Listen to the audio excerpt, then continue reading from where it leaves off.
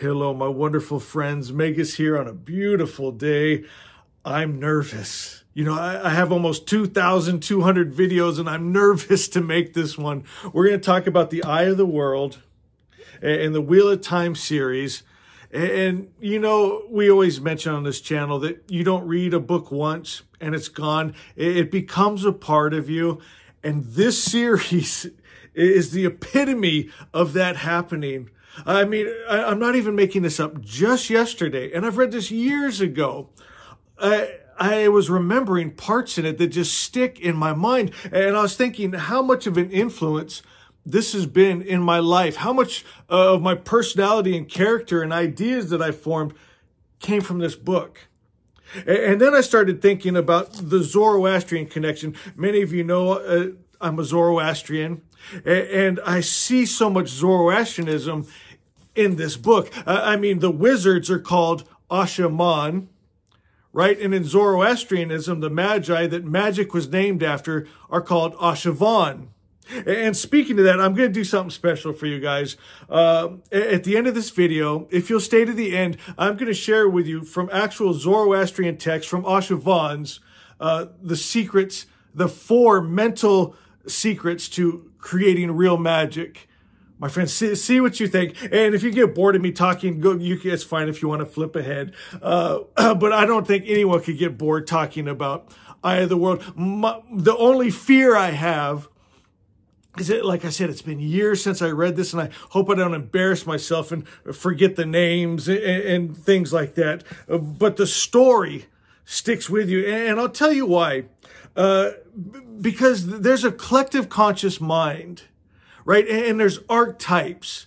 And as you read this, it resonates with you. It's like almost like you knew that, right? I mean, you see Norse mythology in this. You see Zoroastrianism in this. And I've studied all the different religions and magic practices, and I see a little bit of all of it in it, my friends. And I believe that's from maybe Robert Jordan studied Zoroastrianism and Norse mythology and Sufism. But I also feel that it's innate in us. There's just these archetypes that we realize. There's stories in the stars that we just understand. I got to touch on this because I was so excited. Brandon Sanderson, I saw him in an interview, and he said that Lanfear survived in the end book. Like, it's not in the book, but it's implied, and that was also Robert Jordan's vision for it, that Lanfear survived. And I thought, oh my God, weren't you hoping for that? Right? She's a villain, but you're kind of rooting for her, hoping she'll come over to the light, to the right side. But you don't want her to be destroyed. And when you're trying to like her, so you do something so horrendous that you couldn't, but you're still hoping that maybe there's a chance for her. I don't know what that is. And speaking of that, what I loved about the book is about dreams and nightmares and working in that dream realm. And dreams have consequences, my friends. And again, I think it taps into that collective conscious mind. Haven't you ran into Lanfear in your nightmares at one time or another? Haven't you rooted for her? Hope she comes to the light side, the right side. My friends, it's just that collective conscious mind that is in us. And another thing I wanted to touch on, I think this book, I mean, it's one of my favorites. And it's funny, as you read the different blogs and comments and reviews, a lot of people are putting this book down as the worst of the series. I don't agree. I think it could stand alone. I loved it. I love the character development. And here's what I wanted you to think about. If you're in that other camp, is it possible, because you read the whole series, and the series does get better and better and better, and obviously the characters, they grow so much. But you're kind of catching them in their infant stage. They were just young, rural farm folk. They didn't know anything outside of that. So you may be judging them on that, but that's what I love. It's that character development, that world development. Some of my favorite, like classic books, Jane Eyre, for instance.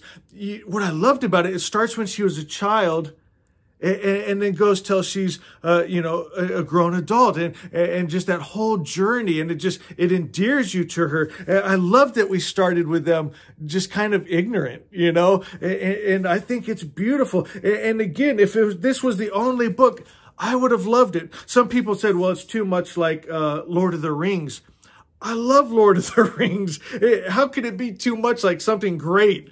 And I get what you're saying. As a matter of fact, Robert Jordan even said this was kind of like an ode to Tolkien and just what he would have done differently. So he's kind of taking on that idea in this first book and just building on it. Like, I would have changed this and done this. But I think that's okay. And then if you're, talking about, it goes all the way back to archetypes, and the collective conscious mind, it's already there. We're just tapping into it in different ways. And I think the older I get, that's just life,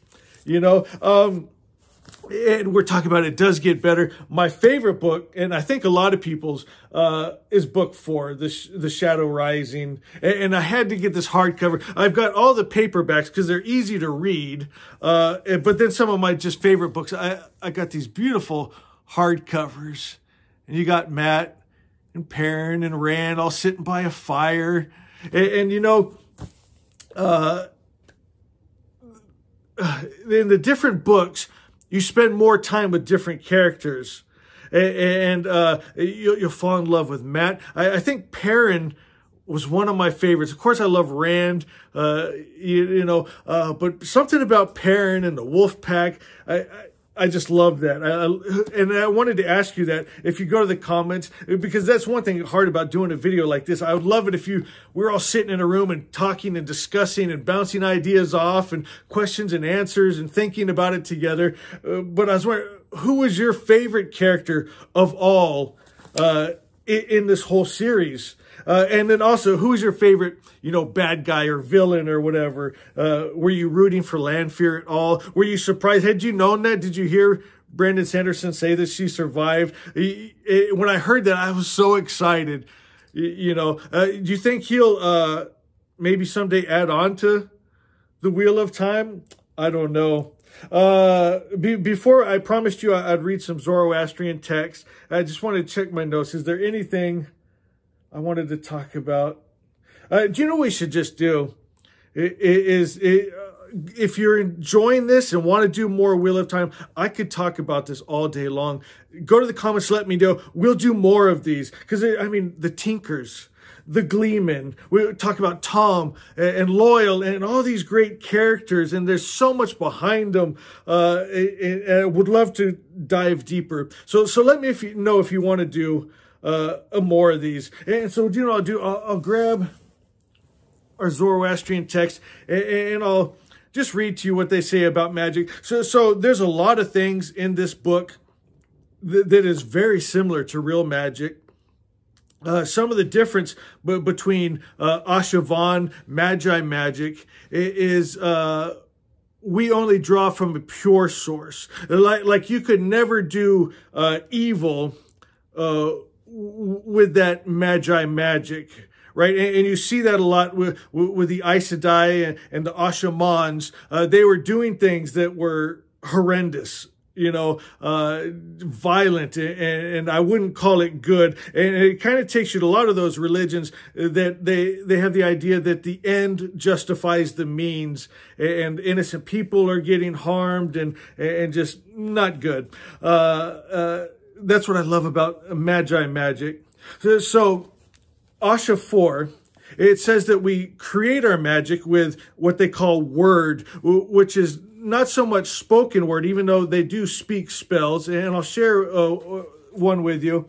But it's what we vibrate, what our very frequency that we hold. So you go inside and there's a light inside of you and you attune yourself to that light, and that light has a sound, a frequency, and you attune yourself to it and hold it.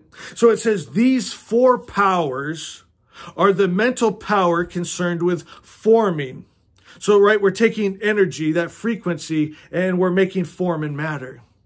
Number one is temperance. You have to have self-restraint. You cannot sin or think error. You can't think doubt. You can't think the lie and illusion. For instance, if you're doing a healing spell, you can't be thinking about the sickness and the disease.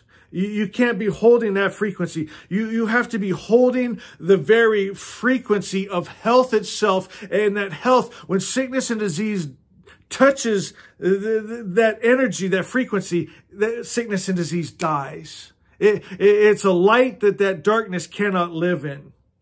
Number two is fortitude. You must have strength in facing adversity without fear, without worry, without doubt. When you're worrying, you're actually praying for the worst outcome, because that's what you truly believe. You might be saying one thing with your mouth, with your spells, but you're worrying because your heart doesn't believe it. And now you add strong emotion to it. There's power in our emotions and our beliefs. And so if you're worrying, you're actually praying. Your spell is bringing in the thing you didn't want. That's powerful right there. Number three, reason. You have to have a basis or a cause for your belief, right? Otherwise, you're just thinking, oh, wouldn't that be nice? It's not a true belief. Or maybe you're trying to beg a deity in the sky. Never works. Or maybe you're trying to make a deal. I'll stop doing this if you'll do this. Or I'll start feeding the poor and hungry if you'll do this for me. Doesn't work, my friends. It all works about that resonance we're talking about. Holding that frequency of it. And so we have to have a reason to believe. Ours is Asha, right? That's where we're Ashavans. We hold that highest truth. And here's our reason. The true world, the real world that's not covered in the lie and illusion and hate and fear and greed and violence and all those low frequencies. The good creator, the highest principle God good, the only thing that could come from his perfect good mind is good. And so we hold that as our reason to believe. And we draw power from that truth that we call Asha. And that's where the Ashavans come from. Number four, this is important.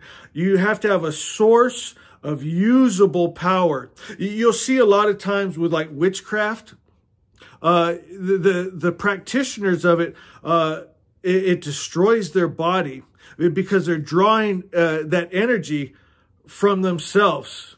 I wonder too, as I'm thinking about this, with Wheel of Time, do you remember like when a male wizard would use the magic that it would drive them to madness? Right. I wonder if it's kind of something to do with that, if he was playing with that. But you have to draw energy from somewhere. You can draw it from ancestors or different objects that have been imbued with power. Our source of power that works for the Magi is that highest principle of good. It's that purity. We call it, Zoroaster, the prophet, actually means pure starlight, undefiled, undiluted, unmixed. We draw from that. The symbol for it is the star Sirius, the central sun that they call Tistra. And you draw from that pure light. And actually, as you're drawing, that pure light is in you. It's the divine spark, the Fravashi. And it's a pure light, a pure frequency.